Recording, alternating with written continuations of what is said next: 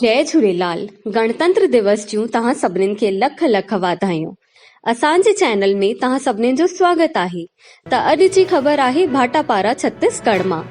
गणतंत्र दिवस जे अवसर ते श्री झूलेलाल धाम जे साम्हूं समाज द्वारा झंडो फहरायो वियो। हिन अवसर ते समाज जा मुखी राजाराम बजाज, पार्षद गोवर्धन डहरिया, वरिष्ठ नागरिक किशन चंद जसवानी, भाई साहब कन्हैयालाल माधवानी, नंदलाल घिंडवानी, आत्माराम जोतवानी, चंद्रपाल तनवानी, कैलाश बालानी, महेश चंदानी, अन्नू मंगवानी, संतोष लालवानी, रवि चंदानी, विक्की नारवानी, हसन जसवानी, प्रियांशु पंजवानी, नंदलाल बजाज जे अलावा समाज जा गणमान्य माण्हू उपस्थित हुया।